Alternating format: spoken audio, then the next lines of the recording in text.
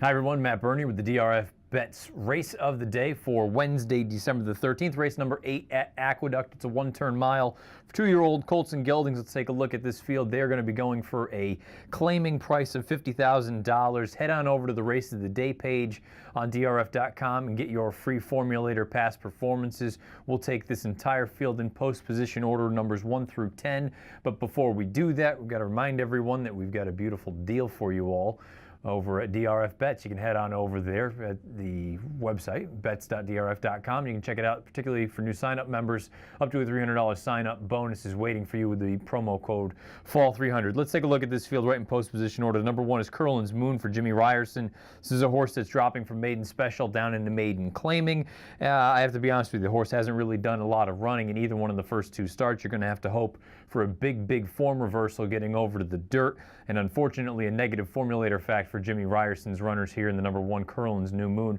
Past 5 years maiden special weight to maiden claiming, 1 for 49, 17 times they've hit the board with an 18-cent ROI. Unfortunately for me, a hard pass. The blinkers go on for Curlin's New Moon.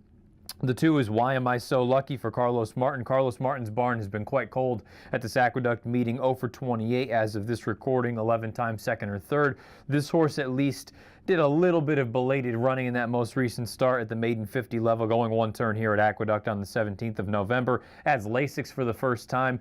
You're going to have to hope that maybe the experience edge that this horse has over some of his foes is going to be enough to get him over the top, because right now it doesn't look like he's going to be fast enough. Rafael Hernandez with the mount. He makes his debut here in New York after the closing of Woodbine this past weekend. The number 3, Bourbon Boy for Pat Reynolds. This is a horse who's got a pretty nice looking pedigree, all things considered. Street sense about 11.5% with the 2-year-old first-time starters. Bourbon Street Girl, she was multiple graded stakes placed. You look at the overall body of work as far as the work tab is concerned, you get a pretty significant gap between November the 5th and November the 29th, so a little bit of a concern there. Pat Reynolds, generally not known for the first-time starters, 0 for 14 over the past 5 years. I think this horse is mildly interesting, maybe one that you would want to include if you're playing any sort of an exotic. Use this one underneath second, third, fourth, and maybe next time around, second time start is going to be when you're going to want to be aboard Bourbon Boy. The number 4 is one of the horses that's likely to take some significant money in here. That is Catch 22 for Chad Brown. You look at the pedigree, Super Saver, only about 6.5% with the 2-year-old first-time starters. The Damn Starstream was 2 for 6 as a 2-year-old, 4 times in the exacta. This horse is a half to Tommy Macho. So at face value, there's a lot of things to like. Very rarely do you get a negative formulator fact for Chad Brown. We have one here, though, for Catch 22, the number 4 horse. Over the past 3 years, first-time starters debuting in maiden claiming races, 1 for 27, 7 of them hitting the board with a 22-cent ROI. At the Fasig-Tipton sale of August 2016, they paid $225,000 for this horse, and now they're willing to debut him for $50,000. I wonder if this is just one of those instances where this horse is going to get bet. Can he win? Obviously he can win.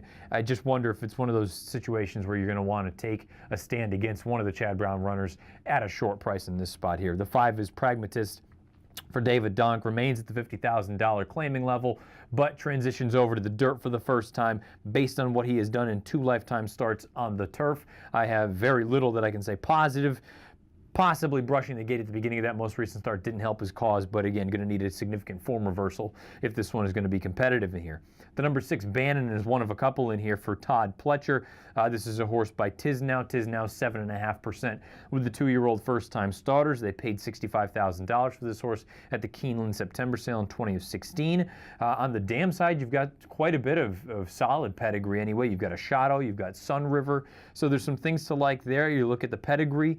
Again, we just touched on that. You look at the overall situation with the workouts, really nothing that you want to be too sort of concerned about. You just have to wonder at this point, is this horse, they're going in for 50. It seems like it's a realistic placement for this horse.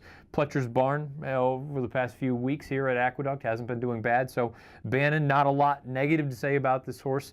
Let price be your guide. If he opens up very cold, then maybe you're going to want to think twice. If this horse opens up taking some money for Paul Pompa Jr., maybe you're going to want to consider this one if you hadn't been doing so already. The 7 is Ego for David Canizzo. Stays at the maiden 50 claiming level here.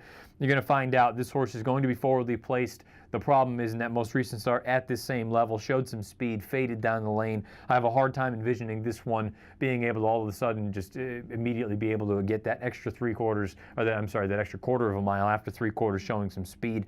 I would assume we're going to get something very similar to what we saw in that most recent run on November the 17th, some speed and fade. The 8 purring on empty for Colin Mirage. This is a horse that, again, in the career debut went 2 turns, or routed anyway, on turf, about a turn and a half at Belmont Park. Did no running whatsoever. Had a bit of an issue with the start. Overall heavy breathing with the 2-year-olds. 0 for 20. This horse gets a significant change. Lasix go on, blinkers go on. Going to need to hope for something big here if this horse is going to all of a sudden turn the tables. So 9 is your morning line favorite. Triangulate 8-5 on the line for Chad Brown and Rad Ortiz Jr. The pedigree, you look at it, Data Link, his 2-year-olds are 9 for 107 overall, so that's far from a good number. Bernardini on the bottom. Data Link, you would immediately just think that turf is going to be what this one wants to do. They tried the turf the first 2 lifetime starts, didn't do anything, comes back after a little bit of a freshening on dirt, drops into the maiden 40 level, showed a little bit of speed and stayed on. The good, encouraging thing is for this horse, it seems like not only do you have the fastest buyer, do you have the fastest last out time form US rating, but it seems like additional distance is going to work to this one's advantage. The problem that I have is 8-5 on the morning line, just far too short in a race where I don't think there's a ton of quality. Usually in these kind of races, I'm going to be looking for a little bit of chaos, or at least some horses that I think may be able to take another step forward. Triangulate, a likely win contender, not a horse I'd be looking to bet at anywhere near that morning line of 8-5. We've gone through basically the entire field, so guess what? We're going to just kind of go it out there right now, and here is my pick for the DRF Bets race of the day on Wednesday. I'm going to go with the number 10 Accumulator for Todd Pletcher, drawn the far outside, debuted for maiden special weight race most recently. That was at Parks.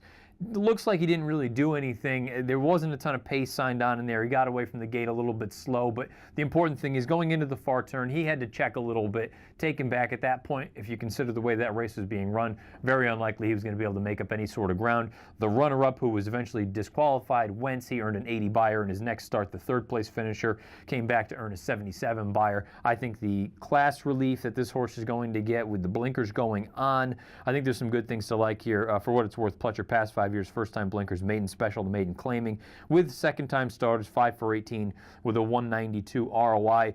It's not a super strong opinion in here. It's just kind of looking for something that maybe we can get a little bit of a change here. Drops in class. I'm going to go with the number 10 Accumulator in the Wednesday DRF Bets race of the day. 10, 9, 2, and 4 for me. If you're playing the Wednesday DRF Bets race of the day from home, check out DRF Bets. We've got all sorts of good deals, particularly, again, for the new sign-up members, up to a $300 sign-up bonus. DRF.com/fall. The promo code is fall300. Scheduled post time for the 8th race at Aqueduct on Wednesday afternoon, 4:17 Eastern. Best of luck.